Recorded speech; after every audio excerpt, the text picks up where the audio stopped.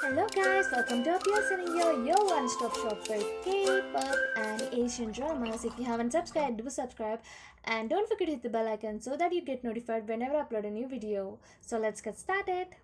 Love, Fate, Marriage and Divorce Season 2 Episode 11. Domi splashes a glass of alcohol onto Amy's face and then she picks up a bottle to hit it on her head.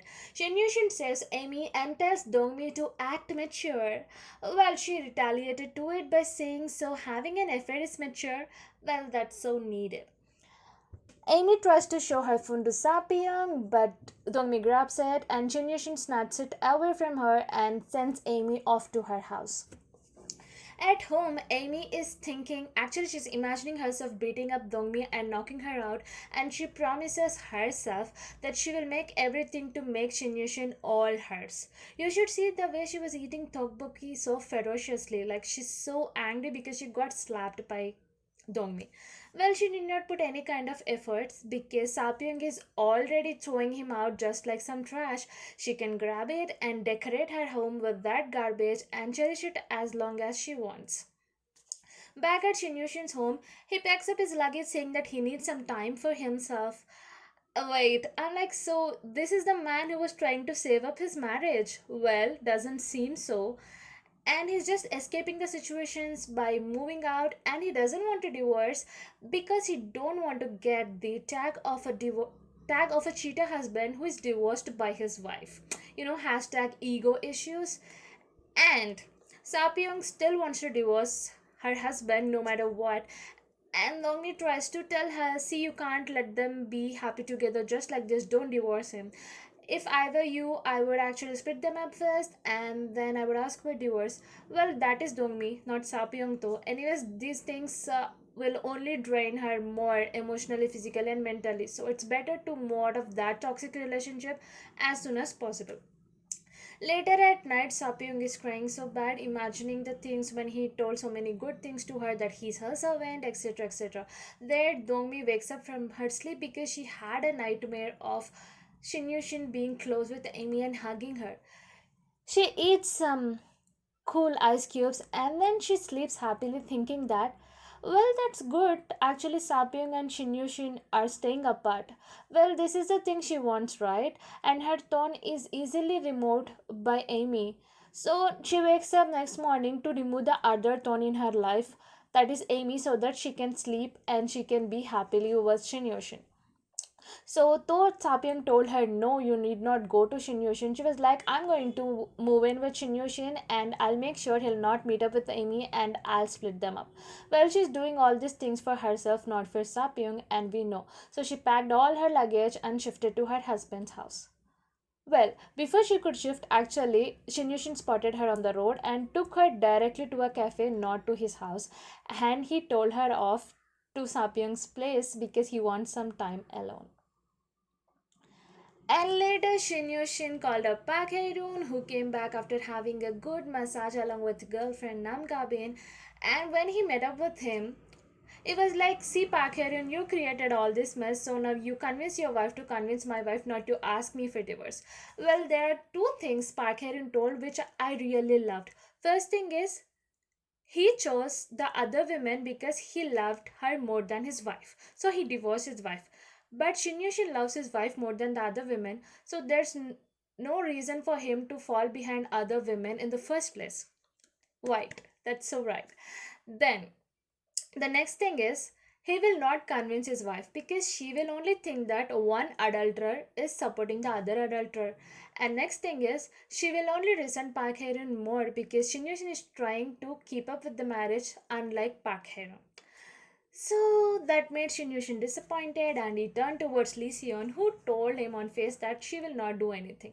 Keeping the self respect of Sapyong in mind, she will not advise her as long as Sapyong doesn't ask her for it.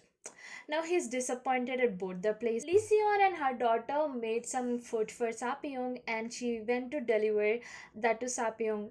Beef katsu for Sapyong because she loves it, and chicken curry for Jia. And there Lysian had imagination of Sapyong sharing her worries with her, but of no use because that's all imagination. When Lee Seon was happy that Dongmi moved out for good, Dongmi just popped in and Lee Seon took a leave.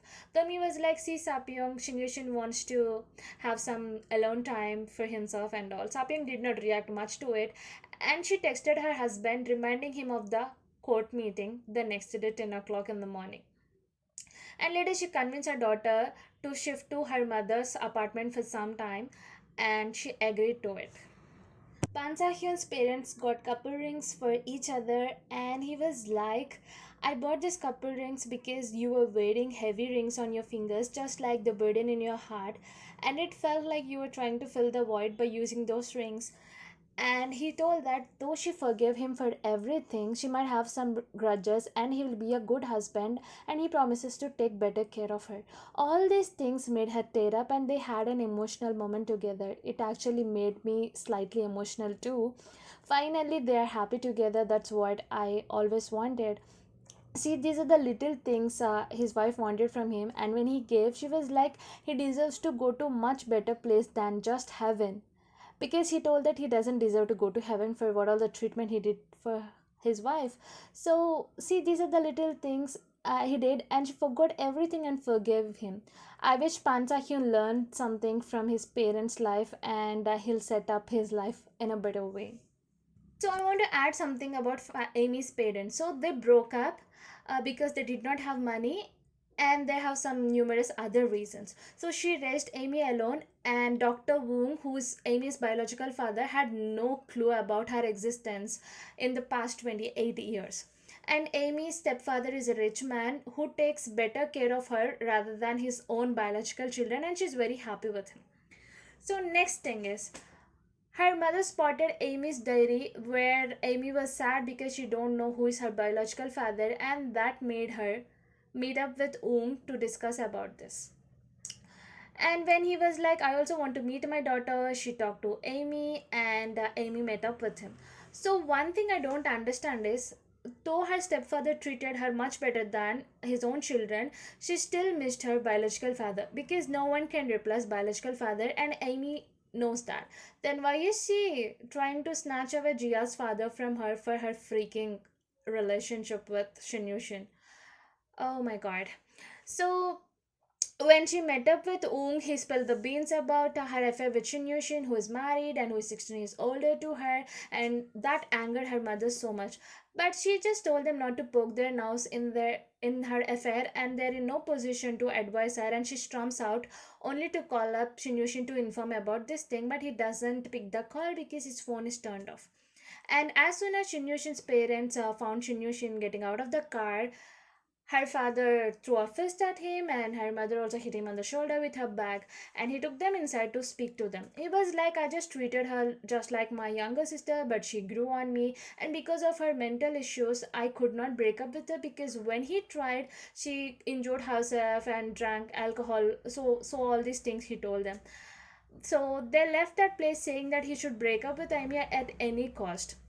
There they were in front of the hospital, and Amy came over there, and she was like, why are you poking your nose in my affair? And they were like, we are your parents, how can we not? And all these things are recorded by Ung's niece, who sent that video to his wife saying that her husband is having some elder daughter too. So back at Amy's house, her mother is sleepless because of her daughter's doings. Like, which mother can sleep when her daughter is like this? So Amy tried to convince her, saying that Shinyushin is a kind man. He actually broke up with her, but it was she who is clinging on to him, and that his wife assured of a divorce and she will get married to him. And her mother was shocked when Amy was like, I don't mind being a homewrecker. She doesn't want to think about all these things. She just wants to live happily with Shinyushin. Pan Sahyun and Boo Hairong met up with Boo Hairong's friend and her husband, who came back from US to Korea. So they were married for 10 years. They have no children, but they are very much happy together. Like, they seem to be a perfect couple, unlike Boo Hairong and Pan Sahyun. So when her friend questioned her, when was the last time your partner touched your heart, Boo Herang was like, the time when we were not married and he used to drop her, though it was so far. And Pan Sahin was like, the moment when she accepted his proposal. I was shocked to know that in the 3 years of the marriage, they had no single moment that they made each other feel special or loved. So I think Pan Sahyun put in so many efforts to make her accept his love. So as long as he achieved his goal, he stopped pursuing her or taking care of her, and she accepted his proposal because he was taking better care of her, and she expected the same. The problem is that Pan Sahyun changed and Buharam did not change after the marriage. And he expected her to change without him asking her for it. And that's where everything went wrong. But on the other side, Buherong's friend, but her friend had a very good story to share. Actually, Pan Sahyun can learn a lesson from it. So when Buherong's friend lost an expensive diamond ring of their engagement time, she was searching for it crazily, but her husband told her, "It's okay, I will buy you the exact same ring and put it on your finger." So her husband had two choices: one, search it up along with her, or buy the new one, because those both will yield similar things. So Pansahian also had two choices. First thing, endure everything and stay happy in the marriage, or communicate what's hurting you and make your marriage a happy one. But he did not choose any of those. In fact, he inserted a third option: to find someone who's opposite to Bu Herong and start an affair with her. Like, I think this is high time Pan Sahyun should realize that marriage is not a game that he'll start it whenever he wants and he'll stop it whenever he wants. He should learn something from the experiences of his own parents. Like, his mother did not communicate anything in the 40 years of her marriage, what she wants, what she feels, and that's how she lived all her life miserable. At least now she spoke up.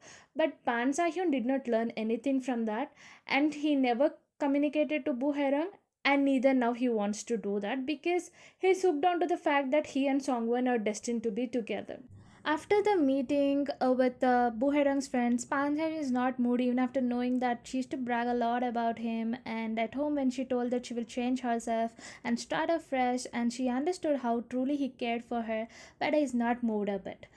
And she's right in the pre-cap because she woke up early to make Korean meal for him. That's what he wanted always, right? And she also went to take care of her parents-in-law. So seems like she realized, and she's trying to fit in the model of being a good wife and daughter-in-law to save up her marriage. But Pan Sa-hyun is not interested in it. So I wish she realizes that even if she changes and becomes someone like Song Wen, she will not be accepted by Pan Sa-hyun. Please, Boo Hairong, just leave him.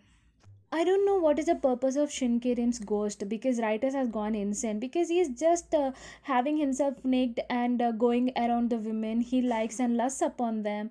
That's so bad. And Sobin, I don't know, he's so different with Songwon. Like, he never shares anything with the three male leads, but he's sharing everything with Songwon. He texted her to meet up, and there he was like, "You bring baby along with you and teach me Chinese." I'm like, why? You want to get familiar with the baby? You can go to childcare center or an orphanage and volunteer over there. Like, you need not learn Chinese from a mother of a child. And he even told her about how he met Dongma when Dongma was 8 years, and they shared different mothers. I'm like, he did not tell anything to the other women, but he's sharing everything with Songwon. I think writers want to show us that actually Soban is interested in Songwon, misleading us from the real fact. I'm sure he's not into Songwon. He's into the one of the three women of our female leads. So that's it with today's video. What do you think about Shinkirim's ghost and its purpose, and how Shin Yushin is trying to run away from divorce instead of facing the consequences? And what do you think about Amy's parents gonna do with her and Shin Yushin's affair?